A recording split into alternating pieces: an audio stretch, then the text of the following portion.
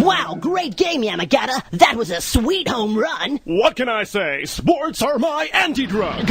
No time to talk, guys. Evil scientists and wrinkly children in flying chairs are holding our friend Tetsuo captive and performing experiments on him. And the prom's tomorrow. Now we're gonna go and show those douchebags they can't mess with us, or my name isn't Kaneda. Washington, Sawyer, Finn, Bush, Cheney, Pamela, Anderson, Lee. True dat, yo. True dat, y'all indeed, inevitable black gang member. We're with you, Kaneda. Now let's ride our bike safely under the speed limit straight there. Are you ready, talking bike? I was born ready, Kaneda. Let's ride! And somehow, I had a feeling things were gonna turn out all right.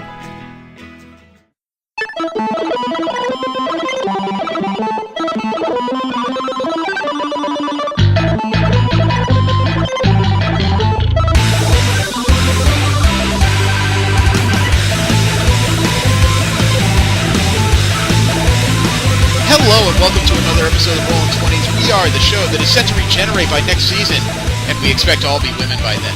I am Jeremy. I'm Steve. Jesse. And V. Remember, you can follow this show and several others from the Mission Star Podcast library at missionstarpodcast.com. You can also subscribe to this show on Stitcher or iTunes, or both. You can send me any fan mail, suggestions, or hate mail at mspfreight@yahoo.com. You can also follow us at rolling_20s, and you can like the Mission Star Podcast page on Facebook. What's the week been like? It has been up and down for me. I worked, so that's up. I'm still broke, so that's down. Pretty average for me. Yeah, I've been waiting forever on those third-party aerial bots. I finally got a message this afternoon that they finally shipped the damn things. Oh. So that means I have to wait another week. Or two. But they're on their way. Yeah, they're on their way. No, it's a week. They send it by FedEx, so I can actually check the minutia on this thing. Although once it leaves Minnesota, all I'm going to hear is, it's in transit. It's in transit. It's in transit. Delivered! Yeah, by the time I read delivered, it's going to be shoved up my ass by my wife, who's tired of me complaining about this. I don't know, it could be like that one time when we were still living in our apartment, and it was like, oh, it's in transit, in transit, in transit. Oh, what are you talking about? We delivered it 2 days ago. We never got the package. Well, we dropped it off outside your door at an apartment complex? Yeah, I know, classy, right? $50 of anime DVDs gone. Books, comic books. No, it was a box set. Oh, yeah. That's painful. Yeah. So it got so bad that we finally had to stick a paper up in my window because it faced out towards the doorway. You essentially had to walk past my window to get to the door, and said, if you are a delivery service, drop off packages at the office. That's what they're there for. Yeah, but of course, every time they drop something off, the office would call and say, why are you guys doing this? Because you have thieves in your apartment complex that steal stuff that is left on our doorway. Hell yeah, we do. Oh, wait, you're talking about somebody else. Never mind. Just give us a package. Yeah. So... at the beginning of the show, I used most of a small video by Harry Patridge on YouTube called The American Akira, since we talked about it a couple weeks ago. Let's just get rid of the elephant in the room, because it is August 23rd, and as of yesterday, half of the internet exploded with the news that Ben Affleck has been cast as the new Batman. Yeah. And I mean just full-on exploded. Nerds have lost their goddamn mind. Yeah. There have been a couple of interesting articles that came out, including one on Newsarama that said that some Hollywood magazine or film critics said that this was the worst casting in Batman ever 25 years ago. He was referring to Michael Keaton. And then there's been articles about how people have been screaming how Michael Keaton can never be Batman, Heath Ledger can never be Joker, and now, there was even a few that said Christian Bale can't be Batman, Britch can't be Batman. Now everyone's pissed off about Ben Affleck, and you gotta give him at least a shot. I mean, he is not my favorite person. He made Daredevil, well, between him and Jennifer Gardner, Daredevil was damn near an unwatchable mess, but got to give him a chance. I mean, since he's done Daredevil, he has directed 2 Oscar-winning films and starred in them. He's... Okay, He'll be comfortable with the pointy things on the costume because that Daredevil to Batman. Oh, I thought this was going to be a joke about how Jennifer Lopez nearly ran his ass over. Well, my take on it is that I have no issues with his acting in general. Maybe a little bit as far as genre films go, but whatever. But I just don't. He doesn't have the look, he doesn't have the sex appeal, and he certainly doesn't have the intimidation. So I'm curious to see if he's going to pull it off. Well, we skeptical. Yeah, we need to see just what exactly they do. I mean, Michael Keaton had almost no intimidation factor going in, and you put enough latex on a guy, he looks scary in any light. Dude, his eyebrows are scary enough for anything. All I was going to say is, without the ball gag, enough latex is still scary. As long as we don't have bat nipples again, I can be okay with this. Oh, God. Don't vomit, please. But, I mean, he's already working out 2 hours a day for the role, so apparently he signed this well before the announcement came out. Oh, good. At least it's bulking up. Well, for all I know, Warner Bros. Was just tired of people saying, they offered Christian Bale $50 million. No, he didn't. Yes, you guys did! Shut up.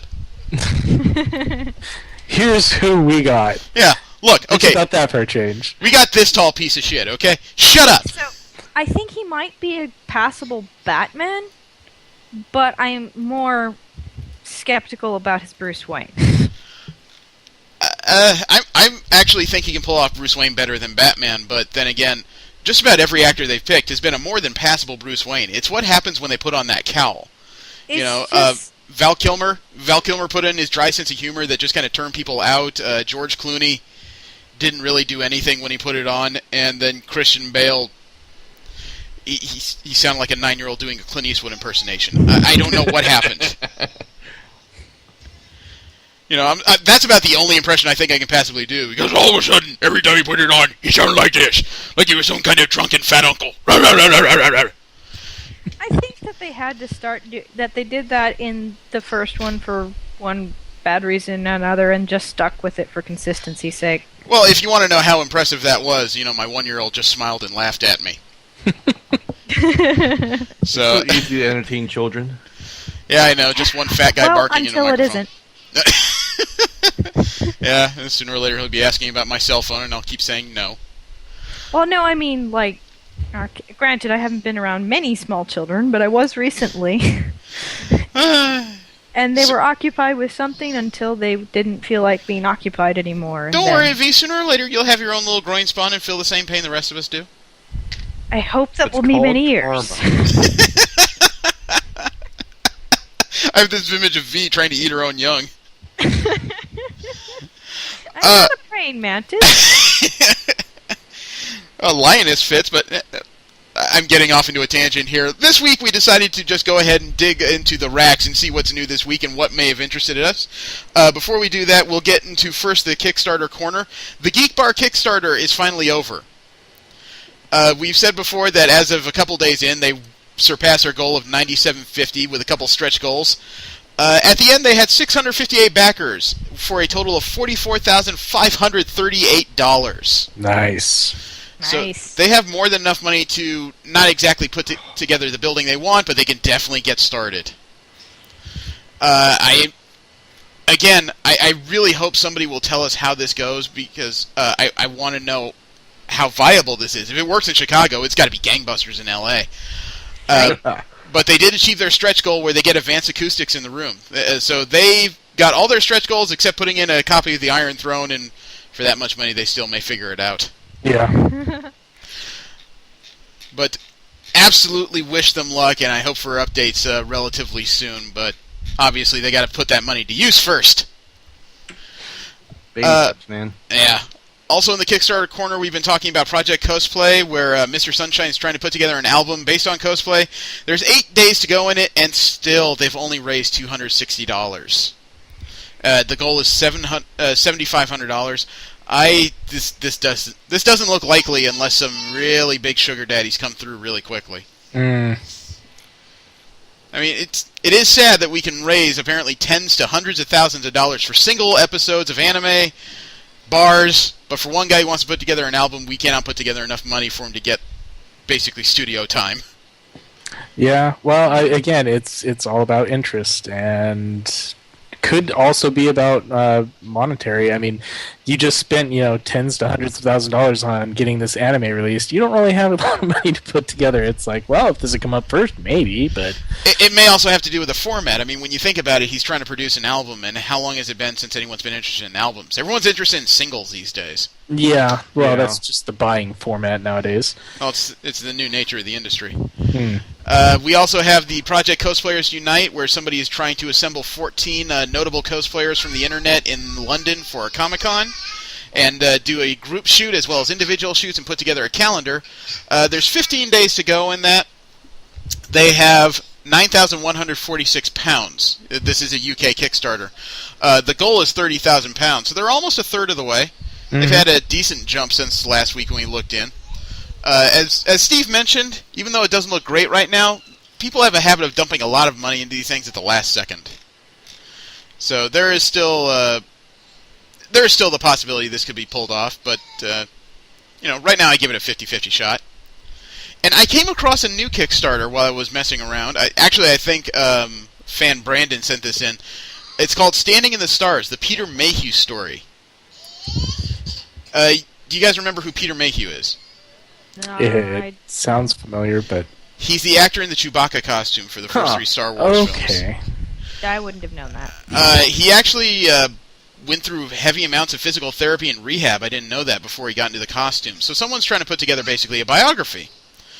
And it's going to be a documentary. It has 21 days to go. It already has 258 backers and has $14,371. The goal is $42,000. So they're off to a great start. It's a documentary to be shot in New York. For some of the higher backers, you can receive producer's credit on IMDb, signed and personalized DVD, T-shirt, Fortune Wookiees with Wookiee Wisdom, Wookiee Awareness Fur Pin, and a Skype call with Peter Mayhew himself for up to 30 minutes. So you get something for that. I don't quite know what to say about all these Wookiee items. For $125, you get to the level of Wookiee of the Year. You get the signed DVD, signed picture of Chewbacca, thank you letter, and Peter Mayhew X-Ray. What? X-ray? I assume they mean when he broke his legs before he went through rehab. That's not something I want hanging on my wall. I can imagine... Yeah, that would be kind of cool. I can only imagine the conversation. Hey, Jeremy, when'd you break your leg? Oh, I didn't. Well, what's that? Oh, do I have a story for you? By the time I'm done explaining this for 15 minutes, that's fucking creepy, right? Oh, yeah, but we're talking about it. Yeah, I guess that's true. Hand over the scotch!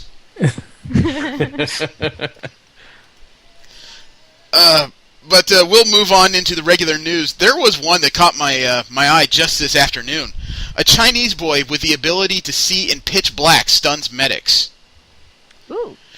There is a young Chinese boy who was born with bright blue eyes, and he has the ability to see in pitch black. His name is Nong Yosu from Dahua, China. He has eyes that reflect neon green light or neon green when light is shined into them. This guy sounds like Deedlit.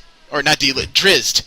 Well, except that it should be violet, but yeah. Well, doctors have studied Nong's amazing eyesight since his dad took him to the hospital concerned over the bright blue eyes. They told me he would grow out of it and that his eyes would stop glowing and turn black like most Chinese, but they never did. What? This almost sounds like a racial stereotype coming from the race itself. Oh, God. Nong enjoys playing outside with his schoolmates, but experiences discomfort in bright sunlight. However, he can see completely in pure darkness. So, I realize we're comic book fans with different levels, but this almost sounds like we found the world's first absolute mutant. Yeah, They had that TV series done by Jim Lee that was going around finding people like this. You mean Stanley? Sorry. Kind of a difference. Yeah. There's someone who has regeneration. Well, I mean, this is absolutely weird. This kid has multi layers of light vision, basically. Can't get too much deeper into this, obviously, but it is an amazing find. Mm-hmm. And 10 years from now, the X-Men are a real thing. Well, you can say it's an absolute mutation. It's not like he was born into a country of low light levels. I mean, he is just a kid that has... complete anomaly. Yeah, he has absolute night vision. That's awesome. Yeah. Yeah. That just means they're going to have to breed him, otherwise, it's not going to genetically go through. I mean, I know a few people listening to this are just saying, so is he going to turn to a superhero? It's more likely he'll be on the other end of a sniper's rifle if he can see like that. Mm. No kidding. I have to ask about the brilliance of this particular move. You guys know that Michael Bay is working on a new Teenage Mutant Ninja Turtles film. I do now. That got... Yeah.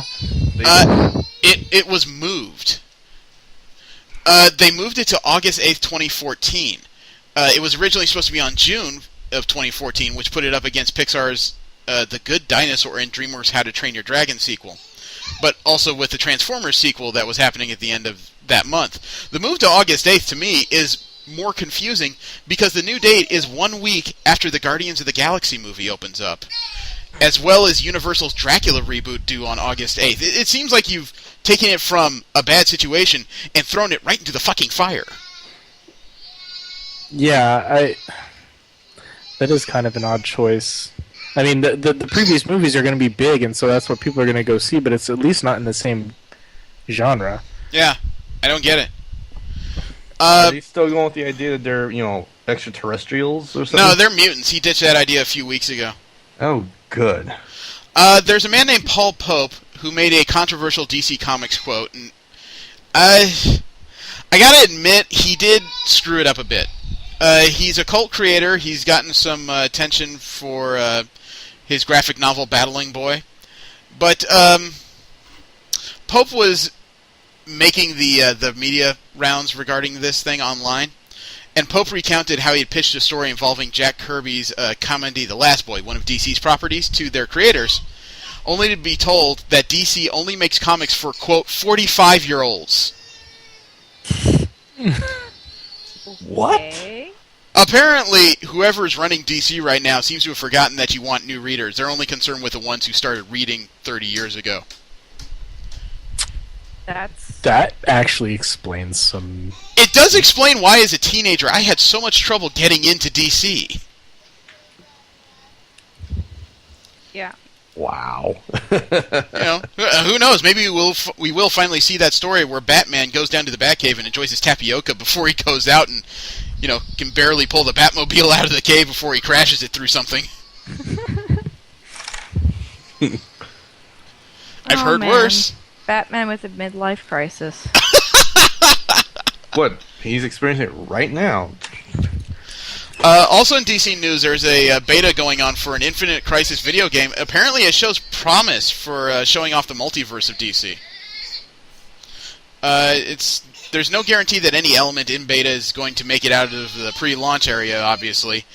But it's clear that some of the structural elements are going to make it through the transition. It's a free-to-play game with a dual currency system. So that means everybody's going to start playing it, and it'll probably start fizzling in about 2 months. Oh, wait. Isn't that MOBA game that I saw way back? I don't think it's a browser game. I think it's similar to Marvel Heroes, where you have to open a fresh window to make it work. But it is playing off the multiverse. I'm looking at a picture of the vampire Batman. There's also a video attached to it. This could be interesting, but at the same time, this does feel like it's a few steps behind Marvel in this one. And we had an actor who had worked on a genre project die recently. Are you guys familiar with Lee Thompson? Not offhand. Lee Thompson Young?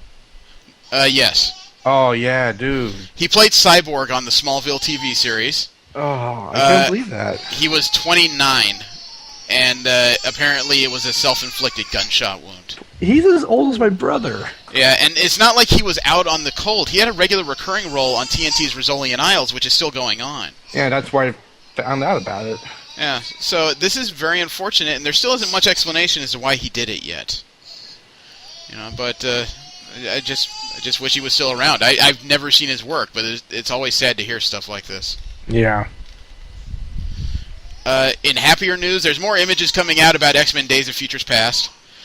There's a new image that shows to be 70s Wolverine, Beast, and Professor Xavier in the basement of the X building, as well as a picture of, it looks like the civil rights movement from the 60s and 70s with riot cops, tear gas, but in the background, or in the foreground I should say, you'll notice the leg and arm of a Sentinel. So they're really trying to make the Marvel history relevant to American history, basically. I always love it when people just do stuff like that. It makes it a little easier to connect with movies. Mm-hmm. Yeah. Oh, and Jeremy, I was just looking at the Infinite Crisis. No, this is more the same play style as Dota 2 and League of Legends. Well, I haven't played either one. I admit, I'm late to the boat in both of those, so I haven't decided to get into them. You probably would not enjoy it. Yeah. Well, you guys remember Mark Miller, the creator of Kick-Ass? Yep. We've discussed how Fox hired him to basically do to their Marvel films what Disney has done to their own, create a universe, basically. He has hinted that it's almost inevitable that there will be an X-Men Fantastic Four crossover movie. Yeah, I heard about that. Well, the thing is, I think they were talking about restarting the Fantastic Four, so that would make sense then. It sort of does, but the adventures, you got to admit, of the Fantastic Four and the X-Men are pretty disparate. That's two very different flavors of hero right there. One is a family, the other one is kind of like the drunk, dysfunctional family that you enjoy watching, but you really don't want to go to Christmas parties with. That sounds like a story right there. Emma Frost and Sue Richards comparing recipes? What? Okay. Or Iceman, Human Torch, making a mess of everything. I hate to see what that farting contest would look like. There's an ion thruster that set a world record. I'm surprised V hasn't brought this up. Guess I didn't hear about it. NASA has developed a different type of thruster that doesn't run on conventional fuel. It's called the Evolutionary Xenon Thruster, or the NEXT project. They developed a 7-kilowatt ion thruster that can provide capabilities. What it does is it produces thrust in small bursts, whereas, of course, rockets need, sustained burns to create speed. Mm-hmm. It needs to operate in excess of 10,000 hours to slowly accelerate the spacecraft, which I guess can relatively be safe. But what it can do is it can operate for over 43,000 hours. Wow. Nice. So this thing apparently could create extended tours of multi-asteroids, comets, outer planets of our solar system and their moons. It has the ability to... It has such a good fuel-to-thrust ratio that it can go to multiple places in these areas. Once it gets the speed. Yeah. I mean, obviously you got to test this with unmanned craft before you just stick somebody in there and say, bye-bye, Bobo! But yeah, it's 0 to 60, time is horrid. Because the whole idea of the ion engine, it does that pulse and doubles its speed. You got to start from 0. Well, I mean, basically, as far as I can tell, this is the first, long-functioning prototype, so hopefully they'll develop something that can move a little quicker, but of course it's not like we have the technology of inertial dampeners. You got to be careful not to squash whatever you're trying to hurtle through space. There's been 20 Xbox One launch titles that have been named, but there's still no release date of the system itself. It appears that they're going to do some wide releases like Assassin's Creed Black Flag, Battlefield 4, Dead Rising 3, NBA 2K14, NBA Live 14, Madden NFL 25. There's some interesting stuff in there. I don't see a whole lot of eye-popping exclusives, but there's still no date. Meanwhile, Sony has announced that their system, the PS4, is going to launch in November 15th of this year, which has got some people kind of upset because they were really looking for an October release. I guess they were looking to save money to make sure they could buy it when they wanted. Okay. Some people are saying it's the first real screw-up Sony has had. We discussed how this seems to be people just picking sides before anything has frickin' happened, and why in the piss is this even important? I don't know. Because it's news. I mean, honestly, Because people like bitching. as long as it isn't just a case of, well, we didn't announce it, but it comes out today, then all it is just more time for people to save up money. So That would make me laugh myself stupid. I would call in sick wherever I'm working if they did that, just to watch people rush to these things and crash into each other. That would be there would be viral videos everywhere by the time I was done. It's like going to NASCAR, watching the wrecks. The director of the Guardians of the Galaxy movie is James Gunn, and apparently he is pushing Chris Pratt and Dave Bautista, the guys playing Star-Lord and Drax, very hard. James Gunn tweeted that it says, "Today I worked Dave Bautista and Chris Pratt harder than anyone since Michael Rooker on Slither. 22 takes for one shot of action." Wow. Damn. He obviously has a direct idea of what the hell he wants. And then Chris Pratt tweeted, "My Guardians of the Galaxy co-star Dave Bautista, who is awfully kind, open, and humble for a man who could easily kill you with one hand." I don't know if he means he's getting into the role a bit too much, or if he just looks at this guy and goes, "Holy shit, that's a big man."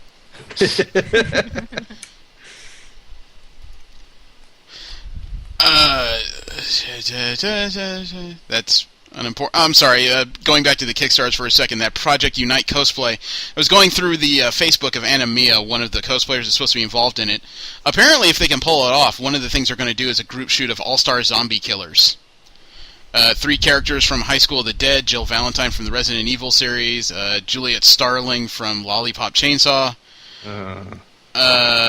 as well as a Rule 63 version of Daryl from The Walking Dead.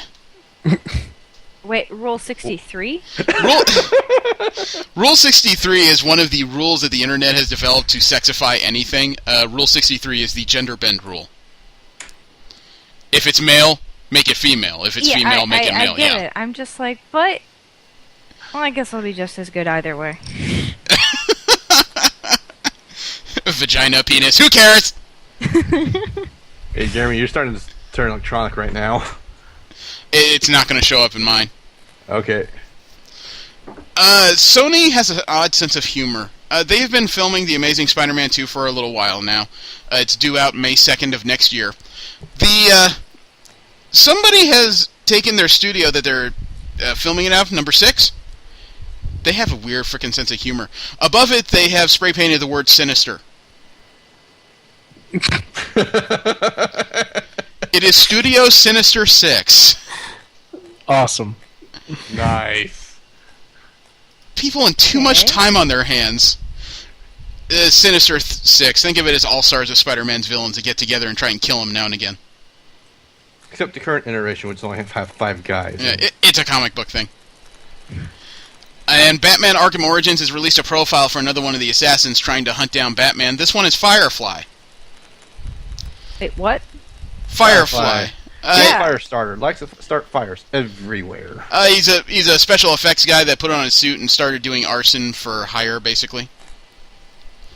That's the short way to put it together.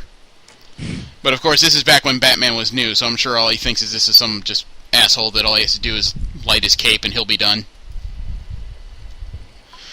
Did you guys hear that there's apparently heavy casting going on for 2 roles in Marvel films right now? Like what? Rocket Raccoon and the Scarlet Witch? Yeah, I saw that. Now, where are they going to put the Scarlet Witch? Scarlet Witch. Not in the same movie. I'm talking 2 separate films. For Avengers 2, they're apparently very interested in having Elizabeth Olsen play the role. I don't know her myself very well. Does anybody know who she is? Elizabeth what? Elizabeth Olsen. Olsen. I don't know her myself. I see a picture of her. You know, she seems like an attractive lady. Oh, But, I've seen her. Where have I seen her? Is she related to the Olsen twins? Well, I mean, recently. I seriously doubt it. Maybe not. But the other interesting piece of news was that for Rocket Raccoon, apparently Marvel is talking very seriously with Bradley Cooper. Interesting. Okay. Yeah, you ever seen the Hangover movies? No. He was Face in 18. Yeah. Yeah. Oh, okay. Yeah, him. Basically, The Hangover just kind of lit his fire, and he's one of the hottest acts to get right now in Hollywood. Yeah. I don't know what else to say about that. Something I forgot to mention when I was walking through San Diego, I saw a kiosk for Nintendo. They remastered DuckTales. Yeah, Yes. no, we've seen that It's already. released on Steam already. That is hilarious as piss to me. And I can't say how... I felt like... I don't know, I felt like a snob standing back there watching some kid try to play this, and all I do is stand over his shoulder and say, "You don't know how to pogo?" And he looks back at me like I'm insane. Yeah, Garrett ended up buying it for his daughter, but she hasn't quite mastered the whole multiple buttons at once type thing. So yeah, she can't pogo either. Well, it's not like you have to master multiple buttons. This was back when the original. This is a Nintendo game. There was only two buttons to use. Nintendo. Yeah, but you still have to. She can move the character around. She can hit the buttons. She can't do both. Well, you know what? This would be worth picking up just for the damn soundtrack. Yeah. Oh yeah, no. The release on advertisement for Steam actually had the song in karaoke, so you could sing along with it. It was awesome. Yes. Oh, I think we should try that at some point. That sounds fun. No. I like the fact all of us can, recite that song from memory. I can't. It's been too long. Deadpool is moving into a new story arc, which sounds relatively interesting. In the comics, somebody has been regularly stealing his organs, and now he's going to find them, but apparently he's not alone. I don't know if it's a case of helping him or just trying to make sure he doesn't break shit, but apparently he's going to be traveling with both Captain America and Wolverine. Oh, okay. I'm not sure if he needs the voices in his head at this point, because that's basically both sides of it talking directly into his ears right now. Oh no, he's going to have the voices in his head. One's going to agree with Wolverine, the other one's going to agree with Captain America. And now he's got two people on each team to fight with. Just, that's... I don't know if that's going to be a miss or just glorious comedy. Oh, that sounds very entertaining. And Damian... The only way they can make it better is if somehow they got Cable involved. No talking man boobs. Damian Wayne is making a quasi-return in DC Comics in a mini-series. He's not being returned to life so much as there was a tale of a supposed future tale where Damian Wayne had taken over as Batman. This is going to be a bit of a prequel to that story where Batman is recently dead and Damian is still trying to find his path as Robin and figure out where he's going to go in the role of the Bat. It's only going to be a 4-issue limited drawn by Andy Kubert. This isn't quite my thing, but there was so much sorrow when the character died. I imagine this is going to sell really well. I can hear your guys' interest already, so I'll just keep going. Yeah. There was an artist named Nate Hallinan. He is a concept artist and illustrator. He loves the X-Men, but he decided that just drawing them, or painting them, I should say, himself, wasn't quite enough. So he did an entire group of pictures crossing the X-Men with Game of Thrones. Interesting. Okay. It's some interesting stuff. You know, Colossus is a blacksmith. Beast is kind of a wilderness warrior. I'll read you an excerpt from what he wrote about one of them. Kurt Wagoner roughly translates from Elven as Nightcrawler. Kurt never knew his real parent. He was found by a band of elves as an infant. They were on a twilight march celebrating the new moon when they found him crawling next to his basket on a riverbank. They happily adopted him, seeing that he was part elf. His enchanting midnight appearance and mysterious abilities makes him highly regarded among elves. Magic runs deep in the race of elves, but Kurt's abilities are more potent than most. That's the kind of stuff he came up with. There's actual backstories to his creations. That's pretty awesome, actually. Yeah. Although I am a little confused. Did Game of Thrones actually have elves? Not to my knowledge. Okay. No. That was just confusing me. But yeah, okay. But that works anyway. He did It's a actually. fantasy setting, so I'm fine with it. Well, he did actually spend a lot of time because there's some where you can see just individual painted items where it shows the character. There's a few other where you can see the concepts he ran through. Cyclops is kind of interesting because there's two of him as a knight, but a third that looks to be kind of a ranger thief type item. So he definitely ran through ideas. He didn't just draw one, say, "Oh, that's perfect," and keep going. Right. One of the more hilarious ones, though, is the Wolverine, who appears to be this 4-foot-tall psychopath with claws sewn into his gloves. Yeah.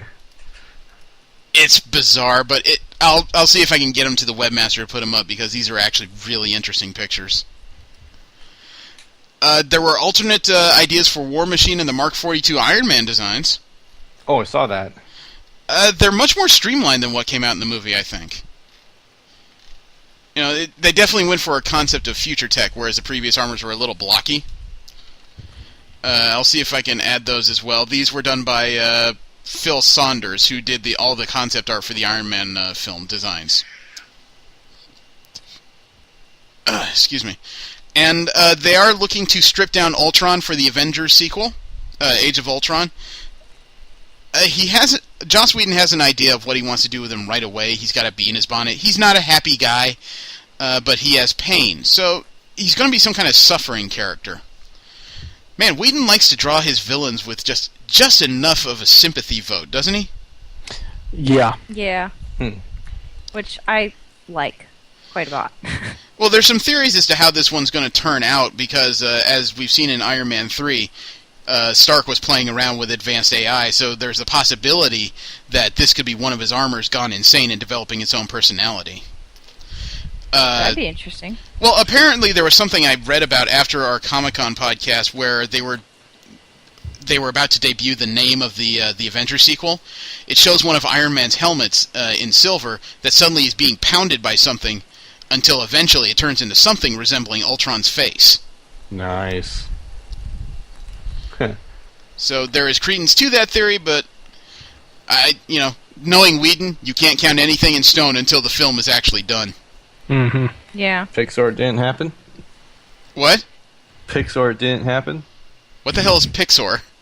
Or it did did not happen. happen. Oh, okay.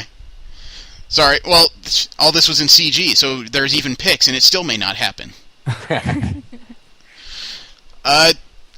Something that might actually drag me out of my seat and take me to an arena show. Have you guys heard of the Marvel Experience for next year? No.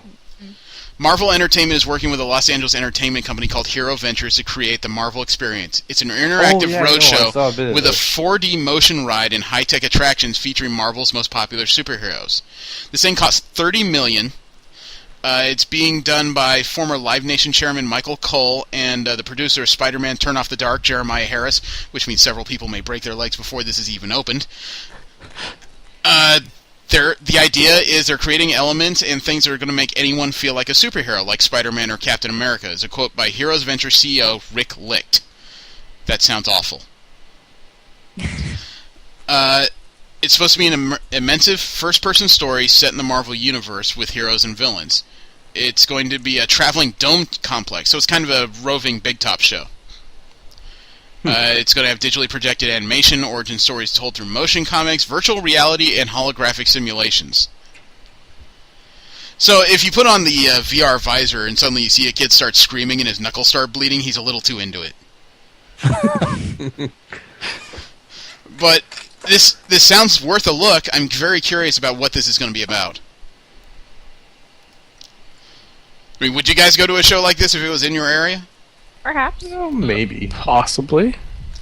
It's a different day out, and one of my kids is superheroes obsessed. The story of Samurai Jack from Cartoon Network is continuing. Really? What? Really? They're coming out with a comic series. They're calling it Season 5, and they're doing more Samurai Jack stories. Awesome. It's being put out under IDW Publishing. The show's creator, Gennady Tartakovsky, who did shows like the Powerpuff Girls and Dexter's Laboratory, he's even doing some of the covers. Nice. That was one of those things that caught me sideways almost as bad as the Knight Rider digital comic book. I mean, that's just really unexpected. And in news that's going to make Jesse upset, Venom is losing his series as of October's number 42. Really? Damn. Yeah, the series is coming to an end. They never really cited why necessarily this is happening, but usually this happens because of sales. Oh well. It's not a horrible series, but it's one of those things where I think he's a little too far removed from the regular universe when they move the character to Philadelphia. I understand why they did it, because you can't have too many spiders in one place. You've got Spider-Girl, you've got Spider-Man, you've got Venom, you've got the Scarlet Spider, and God knows how many symbiotes running around. Currently, not too many. It should be down to 3 or 4 as of the sidekick now. I can think of at least 5. One of the original Venom kids still has not been killed, as far as I know. Oh, okay. Actually, 6. Toxin is still out, too. See, there is more than a few. It's enough to at least create a war. But still, when they start moving heroes around to other cities, people tend to lose interest because it lowers the chances that they're going to have any run-ins with interesting characters.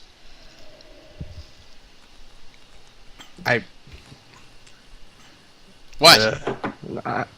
I think it was great for him just to get his time for himself, to for his own adventures instead of just having to tag team with someone else day in and day out. It is kind of hard to understand, though, how this guy goes from being an Avenger to immediately saying, you know what, I want to change cities. It is kind of counterintuitive. The new Green Lantern villain Relic may have actually come from the prior, the pre-New 52 universe. Huh. Apparently, he's upset because his universe mysteriously died, and then he finds himself suddenly thrown into this new universe where things don't quite make sense. But he's keyed into the cause of this whole change as those who manipulate the emotional spectrum, aka, obviously the Ring Cores, and he wants to see them destroyed. Oh, fun. Well, that makes me more curious about it, but still, I'm so tired of ring slingers. There's just too many of them. It's not as special as it used to be. Maybe we'll get lucky and this story will help draw down the numbers a bit. Microsoft has announced that the Xbox One and Kinect cannot be sold separately.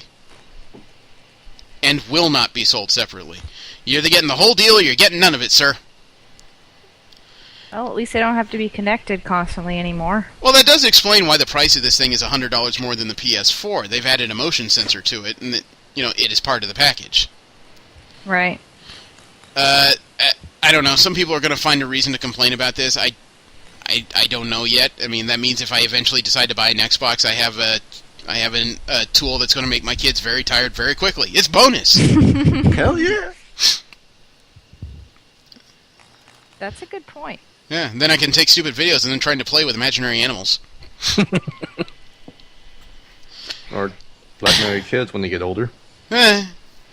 DC has announced that after the Villains Month, they're making a move that has me scratching my head a bit. Yeah. The Justice League of America series is coming to an end and is being replaced by the Justice League of Canada. Yeah. Yeah. Apparently, elements of the team will make it across the border for some reason because they don't trust their American government anymore. There's going to be at least one character added from the DC lexicon, Adam Strange, and one completely new Canadian character, but they're trying to make it very clear this team will not be full of Canadian stereotypes like Alpha Flight. What's wrong with Canadian stereotypes?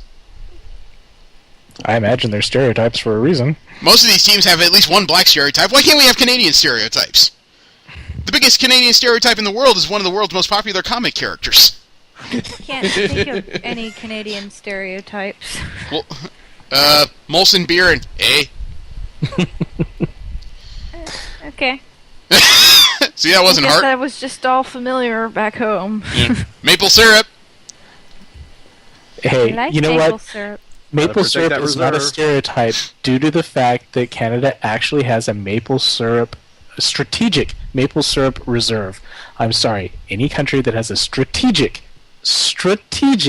maple syrup reserve deserves to be made fun of. Not necessarily. I mean, you do realize that they did that because if any country bombs them, nobody's Canadian bacon is going to taste right. Yeah. Well, that and, trade.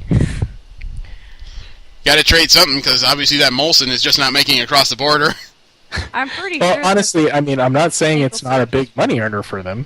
Obviously it is. But yeah, there's a reason why people make fun of Canada for, maple syrup and stuff. Okay, before we just toss NAFTA into this whole thing, let's just move on. J.J. Abrams has hired the cinematographer he worked with on the Star Trek movies to shoot Star Wars Episode 7 on 35mm film.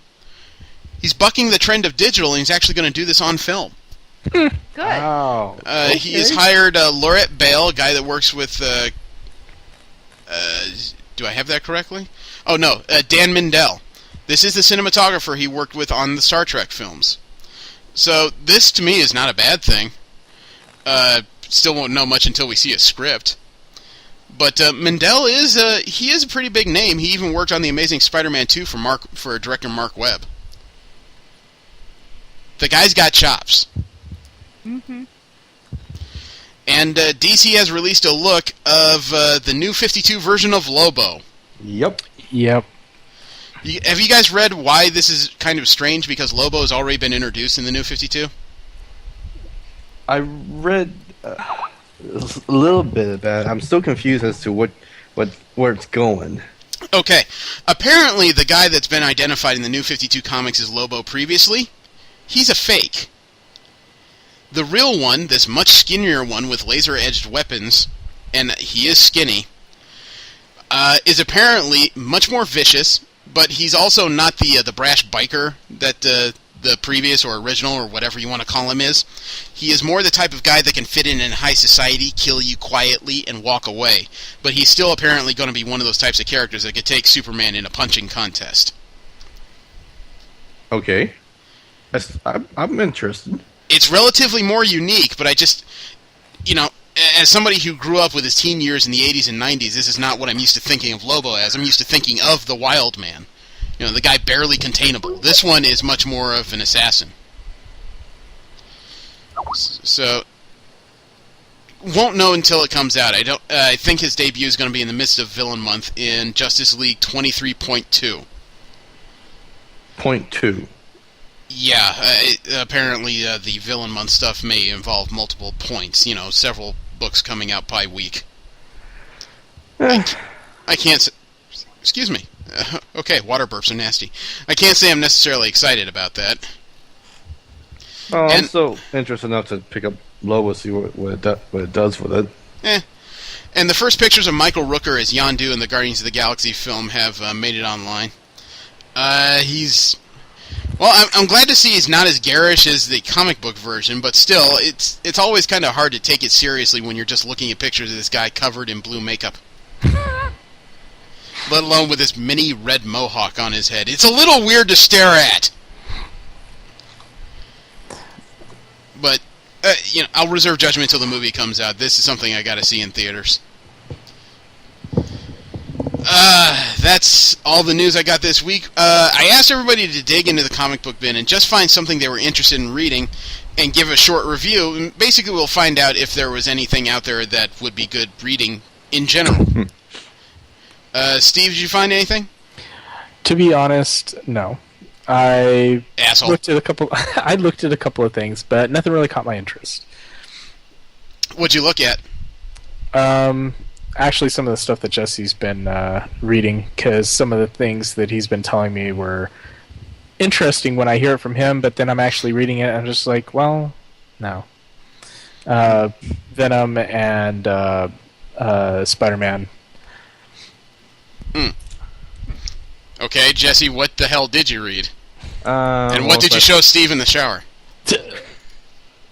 Where are you getting showers from? Cause I don't know. You're the one spending good time talking with him about what books he's read, sticking real close to him.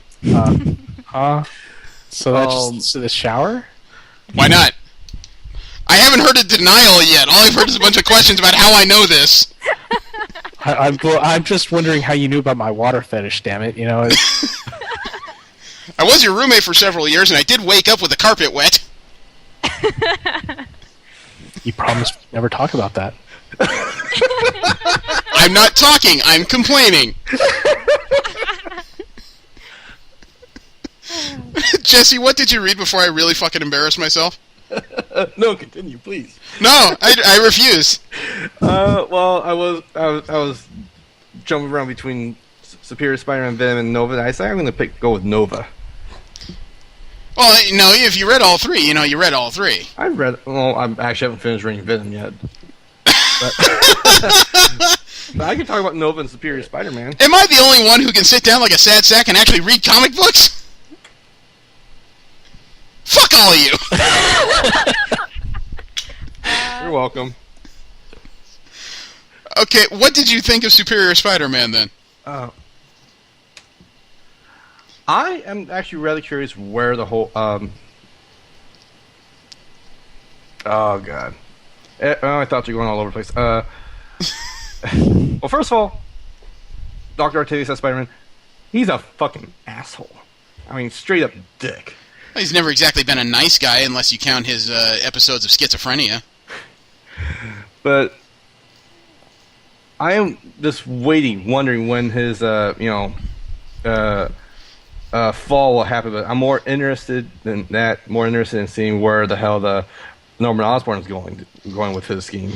Well, there's several things to talk about there because, one, obviously the fall's going to happen because there's too many people that are sniffing around the edges of whatever little empire he's built right now. Mm-hmm. Two, just because there's a Goblin King, that doesn't mean that's Norman out there. Remember, there's been several goblins over history. This could be Harry Osborn. This could be the original Hobgoblin running a long scam, or this could be someone brand new. Remember, Osborn does have a few grandchildren out there as well. I mean, Menace is kind of a complicated story because that was Harry's wife, who apparently fell in love with Norman.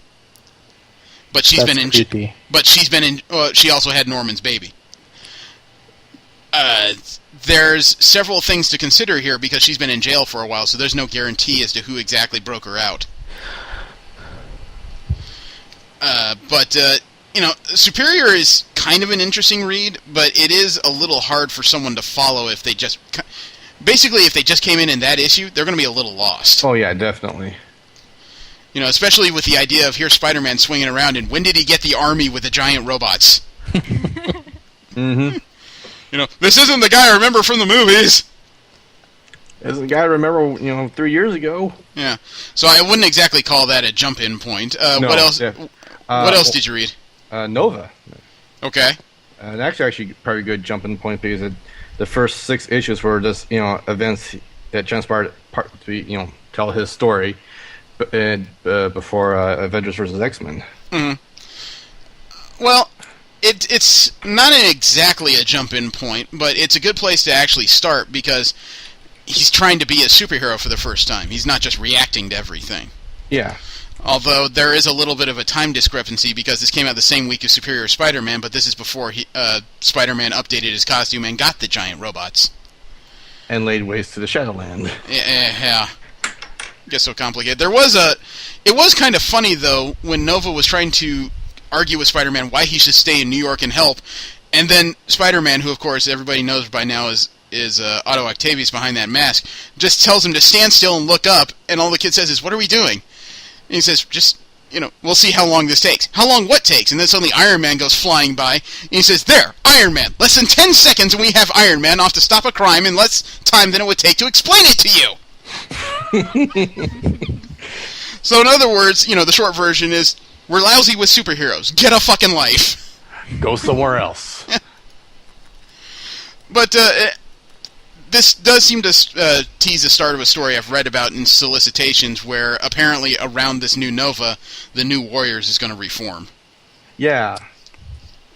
And I know V is just going, the fuck what? The New Warriors were kind of the first attempt at a young Avengers, kind of like the Teen Titans are to the Justice League. The original version of the New Warriors was a bunch of kids who all wanted to be Avengers, or at least high-falutin superheroes eventually, and they were recruited by one psychopath with a lot of money who wanted to create a new team, basically. Not many of them are left. A lot of them have either had solo adventures, died, or actually gone on to be Avengers, but apparently the New Warriors themselves are going to reform, and 2 of the originals were in this series. Justice, formerly known as Marvel Boy, and Speedball, who for a while was a real nutbar called Penance. Penance is a whole different story. That's from the Dark Avengers, the Thunderbolts thing, and he was freakish. I did like they nearly beat up a clown in Hollywood, and it turned out it was a film shoot. But what I kind of getting on is for Nova, for Sam, right now he just dealt with the whole invasion force, from his own origin, whatnot. I forget what the race is called. The same guys he saw in the actual Avengers movie. Oh, the Chitauri. Yeah, stopped one of their invasion forces. Then shortly after that, he dealt with Avengers vs. X-Men. Yep. Dealt with that disaster. And now he's jumping into Infinity. No, he's not exactly jumping into it, because the problem is, in Infinity, the Avengers are dealing with the Builders race, the ones that created Ex Nihilo and Abyss. And while they're busy dealing with that, while some of the Earth's most major heroes are off-planet dealing with something, Thanos is just coming to fuck shit up. Yes, and guess who's there to stand in his way? Well, he's not the only one though, because remember Luke Cage is going to start his own ragtag Avengers. The New Warriors are there. There's several superheroes still on the planet. Yeah.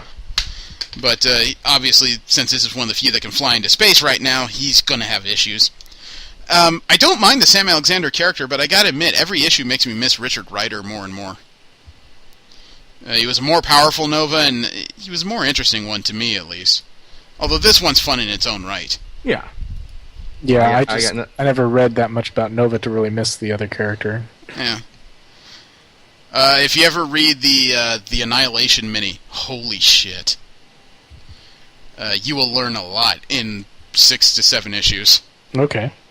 And I would actually recommend Annihilation because it put Marvel's cosmic heroes back on the map. That's where guys like Star-Lord, Nova, the Guardians of the Galaxy, that's where they broke out of and became pop culture again. It's also kind of frightening when somebody's using Galactus as a battery. Oh, wow. I shit you not. So, Annihilation, I would recommend it. Did you read anything else? I read Incredible Hulk, Indestructible Hulk, and Cable and X-Force. Anything you want to go into there? Indestructible Hulk just turned the Quantum Leap. Yeah, I'm not sure I'd want to hand that over to a first-time comic reader. No, I wouldn't either. Cable X-Force, not a good place to jump into. They're neck deep in whatever the hell is going on with Cable. They got a tight story going on there, but it is definitely not something you can start into with issue 13. You got to start at 1 to understand half of this bullshit. Mm-hmm.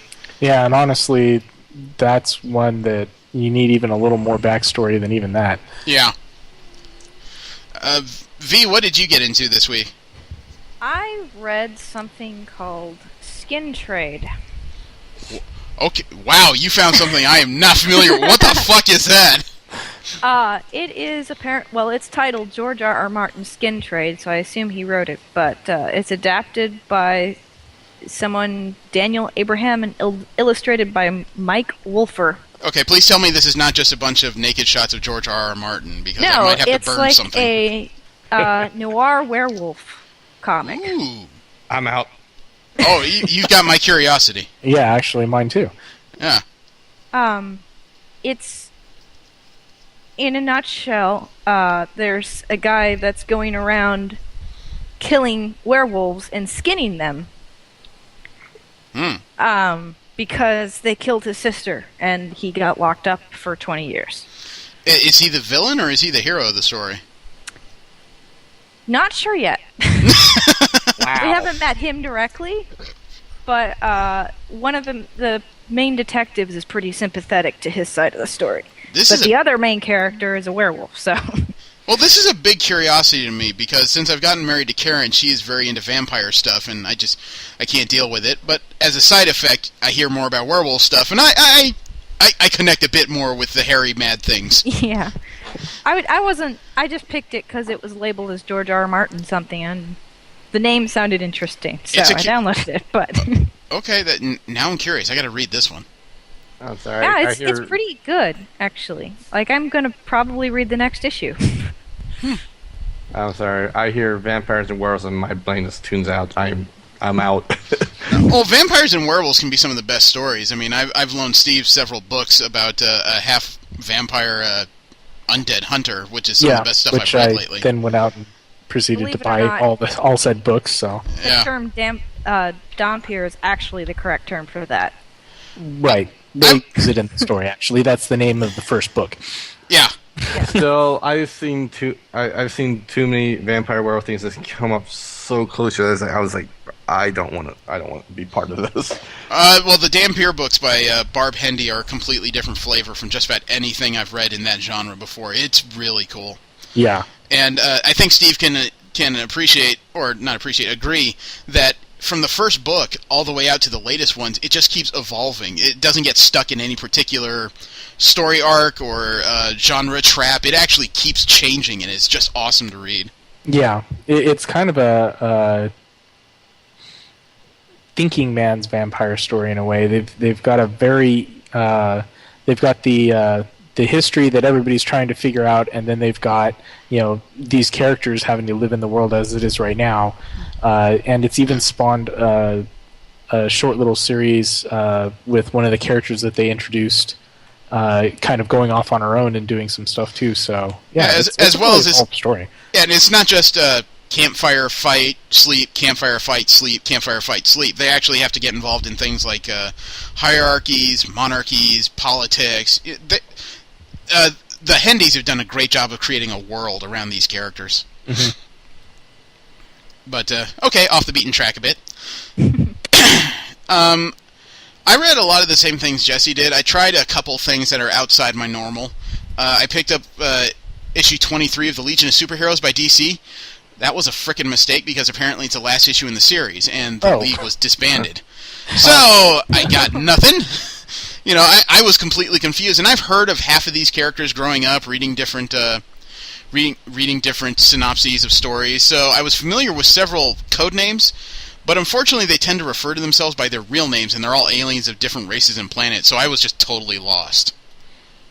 Even as somebody with my relative knowledge of comic books, I could not get into this to save my life. I also tried Red Hood and the Outlaws 23.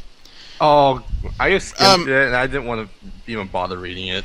Well, for those who don't know, it's a short... not short. It's a series based around one of Batman's Robins, the relatively insane one, Jason Todd, who currently has the moniker of Red Hood, and two of his best friends doing adventures, and those friends just happen to be Arsenal, a.k.a. Red Arrow, a.k.a. Speedy, and Starfire.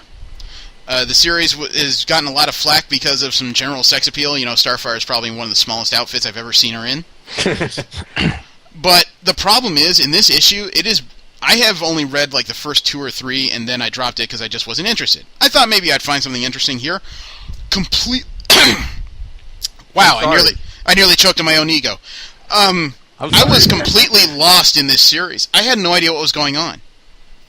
I could fill you in, but it still doesn't make what I've seen there any better. The problem is that after trying to read it and go through it, you could probably fill me in, but I could honestly say right now, I don't think I give a shit. I really tried because I like half of the characters in here, but I have no idea what's going on. I don't really care either. This is not something I can recommend to anybody because it is just too far gone to figure out where anything is happening right now.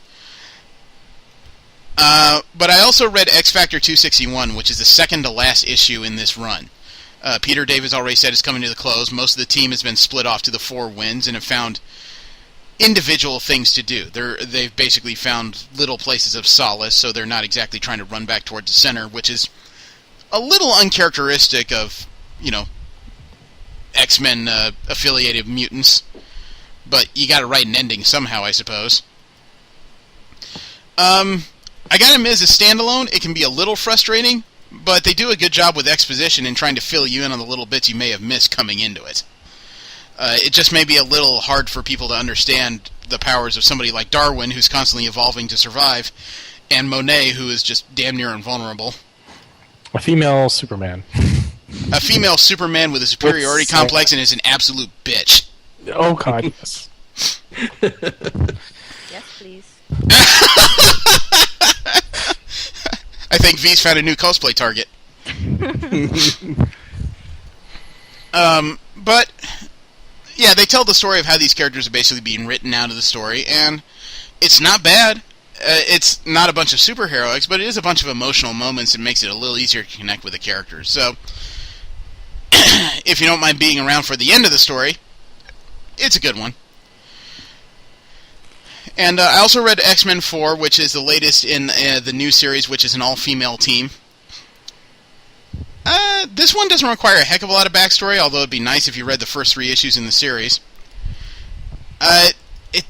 It centers around everybody trying to find their balance. This team is actually doing some base superheroics of trying to save a plane that's on fire and lost an engine. And then it's split in the middle with a sub-story about Jubilee showing her new son the California coastline with Wolverine in tow. Dude, when did she get a kid? That's been part of the early stories. She apparently found a baby abandoned. Oh, okay. A Japanese kid. She's named him Shogo. So she, for all intents and purposes, has a child. She didn't give birth to it, but nobody else is taking care of it, so... Obviously, there's probably going to be some kind of subplot to go on with that later. The other interesting thing was in the middle of saving the plane, the ladies' team, led by Storm, was getting into an argument with Rachel Gray. Well, basically, Rachel had some disagreements with some of the calls she made in the first story arc, namely to kill an ally of theirs if necessary to save the world. Storm was willing to pull that trigger, and Rachel thinks she did it too early. It created some really interesting conversations that we've had before about where do you draw the line. You know, where do you have to make that decision? Are you going to kill that person to save millions more? It may be a little bit heady or hard to follow if you're not already an X-Men fan, but it is a good place to get started. And this is a series very heavy on female power and characterization. So for those people looking for a girl-centric comic, this is a team book that I think is actually a good one to pick up. It's also not a bad place to get started because even though you didn't see how the team started, it's still very early on. And it's a simple one-off story, so it's not a bad place to pick it up. There is one other thing I have to discuss while we still have a little time here, and it is pissing me off to no end. Uh-oh. I have watched 2 episodes of Heroes of Cosplay. The Sci-Fi Channel show we've mentioned several times leading up to its debut. I missed the second episode. I don't think I'm missing anything. The second episode was much better than the first. There were more different types of cosplayers. The issue I'm having with the series, it's basically based around the most extreme personalities in the cosplay community. It's what you expect from an American reality show, except it's not really much reality in it. It's a bunch of drama and cattiness and a bunch of people bitching about how things aren't working yet. Although, you know, by the time it's done, they usually get things finished with very few exceptions. Right. Again, I blame that far more on the producers than the actual people involved. Oh, no, there is more blame to be had here. But before we get to that, let me just say that this, so far, has been mostly female-centric because the producers and the person I hold more responsible for this all seem to think that and they've said it on the show, that the females have the more dynamic costumes and men tend to be background players. Okay, number one, fuck you! Second that motion. You know, some of the guys in costumes have some of the most imaginative things I've ever seen. I saw guys in full plate armor based on Final Fantasy XIII characters. You know, guys have just as much dynamic stuff. May not be able to show a little bit of hip and get people's tongues a-wagging, but guys do some amazing things in this genre. They can if they're Kit Harington. Okay, I will grant you that. But also, this series has apparently not just happened. It's been shopped around for 3 years by the quote-unquote ambassador of cosplay, Yaya Han. Okay, number one, she's not an ambassador of shit. But she is showing more duplicity and duality as this series goes along. In the second episode, she found out that somebody who used to work in the company where she makes cat ears out of, and somebody she considers a bit of a protege, has been hanging out with Jessica Nigri and wants to go for a sexy version of cosplay. And she just says, in the little interviews in between, she'd really hoped this person would follow more in her footsteps. Fuck you and your footsteps! You know, anybody who's cosplayed has always had to take those steps, so it's not like you're unique among any of us. And secondly, I've seen the picture she puts out online. She really takes those fake boobs she's had implanted and puts them very prominently in all of her cosplays, so if she has a problem with sexiness, shut up! She makes it sound like you can't be sexy and detailed as a cosplayer. This thing is such a fucking affront, and it just insults my intelligence every time it's on. But the problem I've got right now is that the first episode, I feel like a guy in a sleeper hold, and the ref has dropped my arm for the second time, and he's just convinced this is not going to go any further. Then I watched the second episode, and there's actually 3 cosplayers I both follow online and relatively respect, and they represented the kind of people I think should be on the show. There was a first-time cosplayer, somebody who's never done it before. There was another one who's trying to break into professional prop making and is actually shopping around trying to find people to rate her stuff. And there was the third one who Han kept talking about, who's trying to find her legs as a cosplayer, and she wanted to do something sexy because that's just not her average life. So basically, the ref was dropping my arm for 3, and I just held it up, and there may be a little life left in this one yet. After watching the first episode, I feel like people they got represented, or how the producers strung up the story. I feel that they made a hobby way too serious. Well, that's the great failing of the show. Is they made it sound like all cosplayers, their end goal is to be in competitions. None of these guys, including, in my opinion, Yaya Han, have any idea what the fun is about. She's the one who said, this isn't about fun, this is about gaining followers.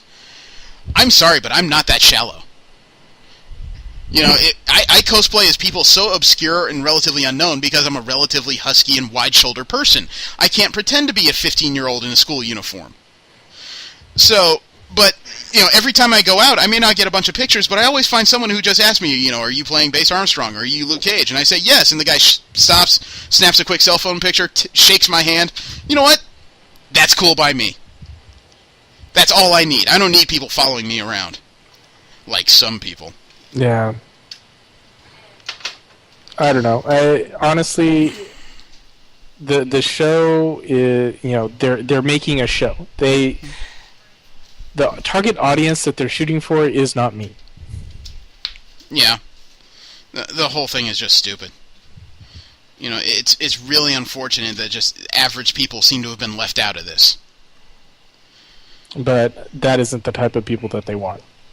No, obviously not. They have to convince everybody that we are all, that at least 90% of us are the ones that have turned our garages into sick laboratories just to create stuff. Yeah. Man. So if you're watching this show, give it a shot if you want, but I think the consensus here is fuck it all. Alright, let's see. I don't think I've got anything else. You guys? No. Okay. Remember, the conversation next week requires no reading. We're going to talk about what kind of superheroes we would be, what kind of powers we might get, and how fucked up this would possibly be. I look forward to it. This is going to be so weird, and this is going to be so much fun because all it's going to be is us laughing at each other. I know this, and I can see it coming. Best times. Yeah. All right, so I invite everybody to roll with us again next week. Thank you very much. I am Jeremy. Steve. Jesse. And V. Have a great one, everybody. Hey. Every time I close my eyes and think about that show, I get so fucking mad, and all I can see is Yaya Han talking about how she doesn't like sexiness, but she puts her boobs in bright yellow in a Chun-Li costume. Yeah, hypocrisy abounds. All I need is for her and Kim Kardashian to get into a lesbian relationship, and I know exactly where to send the SWAT team to kill them.